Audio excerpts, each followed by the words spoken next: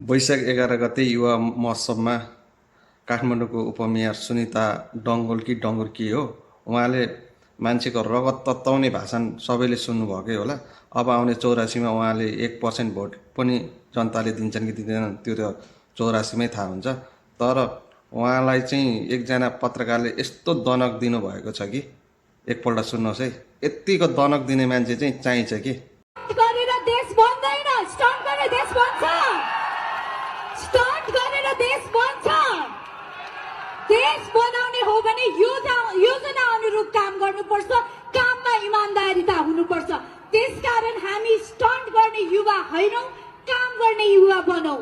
राष्ट्र विकास भएको हेर्न नचाहनेहरू, काम गरेको देख्दाखेरि बत्ती पोल्नेहरूका लागि मेरो कामले गर्दाखेरि पोल्न थाल्यो र चौतर्फी आक्रमण गरेको मैले आफूले पनि महसुस गर्न थाले।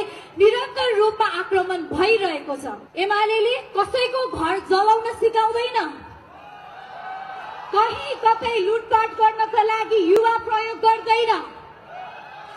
एमाले युवालाई आफ्नो 10 नङ्ग्रा खियाएर राष्ट्रको लागि काम गर्नुपर्छ भनेर सदैव प्रेरित गरिरहन्छ।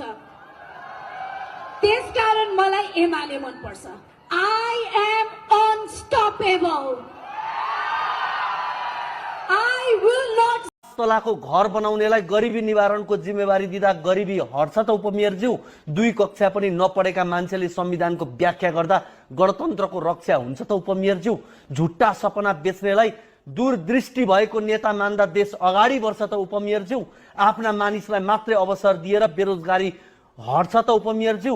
जनताको करबाट विदेश घुम्नेलाई राष्ट्रवादी दौडा भन्ने हो त उपमेयरज्यू? खरबौं भ्रष्टाचार गर्दा नि आँखा चिम्लिएर बस्ने, आफ्ना जोगाउन लागि पर्ने तर देखाउनलाई सुशासन समिति बनाएर देश बन्छ त उपमेयरज्यू?